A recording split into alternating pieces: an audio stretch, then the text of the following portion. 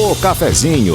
Vamos tomar um café logo cedo com os principais fatos políticos da região, num bate-papo descontraído sobre política, regado a um bom café. Muito bem, cafezinho começando agora e Mário Flávio comenta sobre o estilo de governo de Rodrigo Pinheiro, prefeito de Caruaru, e a independência dele em relação ao Palácio do Campo das Princesas. Bom dia, Mário, seja bem-vindo. Bom dia, Maria. Bom dia, Rodrigo, Laís. Bom dia, Vinícius, Lucas, nosso ouvinte. A gente hoje aqui vai falar sobre essa história, né? Porque ontem eu recebi já no final da noite uma pergunta de um leitor do blog, né? E ouvinte aqui da Rádio Cidade, que ele disse o seguinte, fez a seguinte pergunta: Mário, será que Raquel apoia Rodrigo para a reeleição? Aí eu fiquei meio sem entender. Disse, como assim apoia Rodrigo? Disse, não, porque Rodrigo concedeu uma entrevista e disse que vai ser candidato pela presidência da AMUP e Raquel não respondeu, comunicou a ela, mas ela não respondeu. Eu disse, olha, eu não vejo nenhum motivo hoje para que Raquel apoie outro nome aqui em Caruaru que não seja o que foi do vice dela, que é do partido dela, né, que é o Rodrigo Pinheiro, né? O Rodrigo faz uma gestão que é bem avaliada, pelo menos onde a gente chega, as pessoas avaliam bem a gestão dele. Claro que uma eleição, às vezes, dependendo do contexto, você pode ter dificuldades, mas ele precisa imprimir um jeito, né, dele de governar, e ele não pode, toda a atitude que ele for ter aqui em Caruaru, ele está pedindo a bênção a Raquel, ou ligar para a Raquel e está perguntando, olha, eu vou fazer uma obra assim assado, ou eu vou nomear tal secretário de tal. Claro que às vezes, quando se você olhar, por exemplo, para as gestões de Jaboatão e Petrolina, você vê poucas mudanças com relação ao secretariado que eram de Miguel e de Anderson Ferreira, né? Aqui Rodrigo Pinheiro deu uma verdadeira vassourada na gestão municipal e provocou uma dança de cadeiras muito grande. Mas ele já explicou 1000 vezes, né, que ele queria montar o time dele, e muitos dos secretários aqui foram para o governo do estado também, alguns. E teve gente, por exemplo, que estava aí no governo de Raquel, como a Juliana Gouveia, que foi a última, né, aquela secretária da Caixa, que eu não lembro o nome dela Simone agora. Benevides. Simone Benevides, que também foi.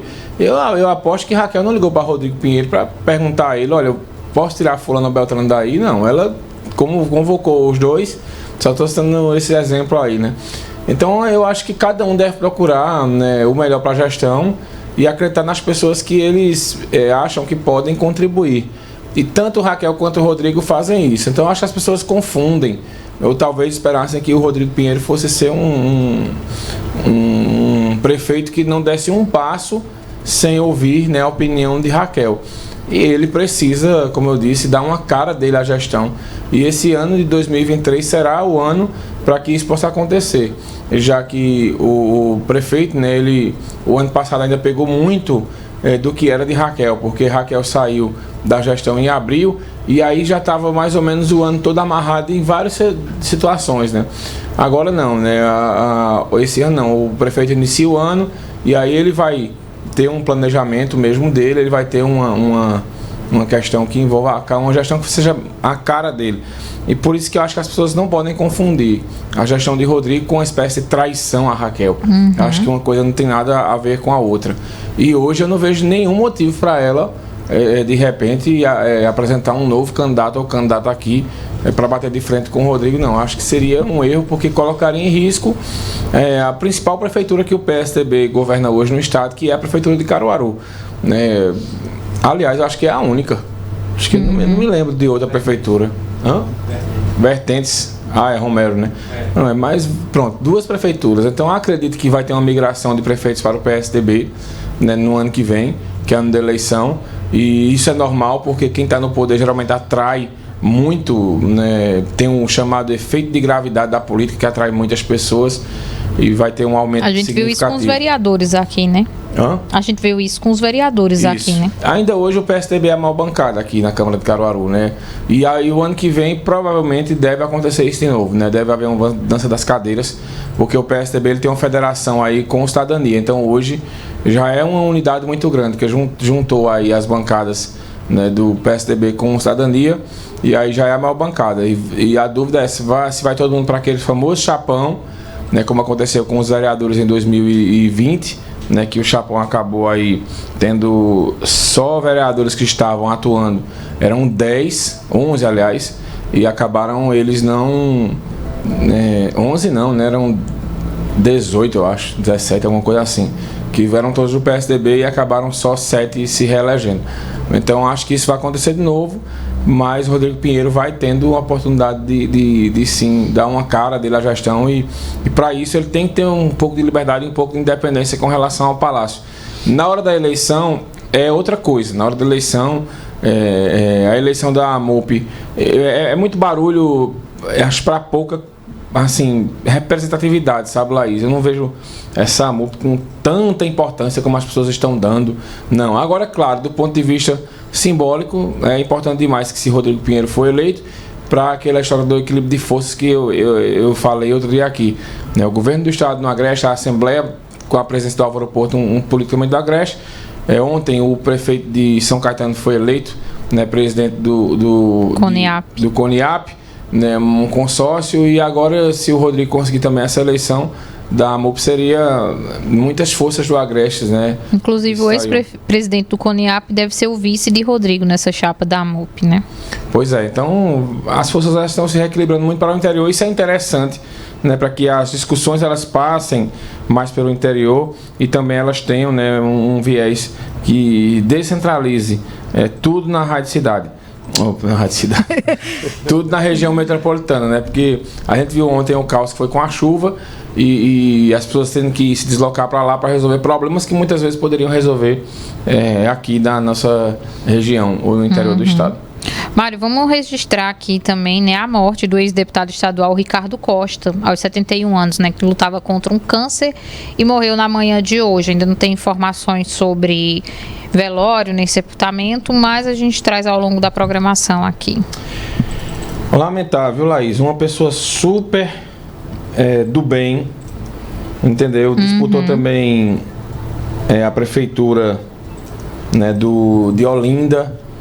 Foi deputado, um dos sócios da empresa Estampa de Outdoor, pessoa super educada. Atuava na comunicação da Alep, justamente, né?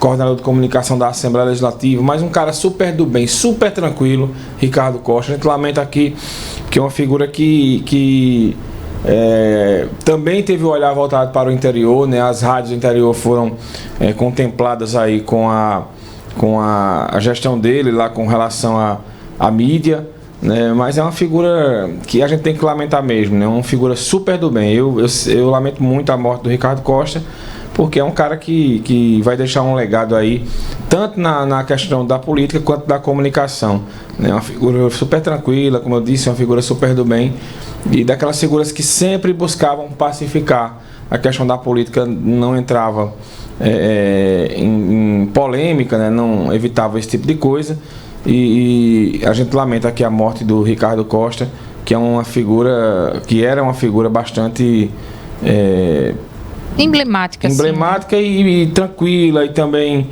uma figura que promovia muito a questão da pacificação, e também foi um dos grandes empreendedores aí da questão do outdoor, né? O Ricardo Costa, lamentavelmente, morreu.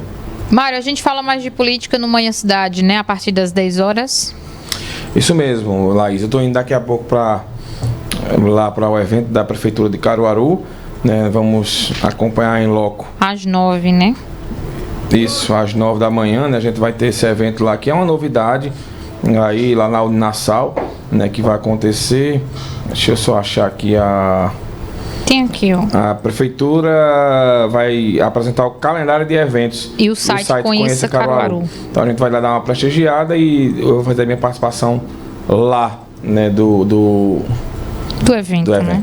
Perfeito, Mário. Muito bem. Cidade Entrevista às 11 com o professor Marco Aurélio, né? Isso mesmo, professor Marco Aurélio. Aproveitar também, já que a gente está aqui, a audiência de vocês, né, para divulgar quem é o entrevistado dele. Ele que segue aí com as entrevistas. Ontem ele entrevistou o prefeito de Bonito, Gustavo Adolfo, e hoje ele recebe o vereador de Panelas, o André Muniz, que vem bater um papo com ele sobre a gestão lá na Terra dos Jericos. Muito bem. Mário, obrigada. Até amanhã no cafezinho. Se Deus quiser. Bora pro futebol, Rodrigo? Futebol agora. O Central demitiu o técnico Betinho e dispensou 3 jogadores. Por enquanto, o Catende vai comandar a Patativa até a chegada de um novo treinador. E hoje tem Afogados contra o Náutico lá no sertão do estado. Já o Ibis e o Belo Jardim se enfrentam na Arena de Pernambuco. E a gente traz todas as informações sobre o futebol 10h40 no Momento RC10 dentro do Manhã Cidade e 11h30 da manhã no Futebol na Cidade Primeiro Tempo. Passando aqui para registrar a mensagem do Wagner Lima, né? O Fagner Lima, na verdade, do Maria Auxiliadora. Ele reclamou da rua São Vicente Ferre, no bairro Boa Vista, que liga ao bairro Xique-Xique, que é toda cheia de buracos. Reclamou que o trânsito ali está terrível por causa disso. O Fernando de Paula também dando bom dia aqui pra gente. Obrigado, Fefos. Um cheiro para todo mundo que participou, que acompanhou a gente. E a gente vai se despedindo, né, Rodrigo? Pois é, um abraço para todos vocês. Obrigado pela audiência. Amanhã a gente volta às 7 horas da manhã.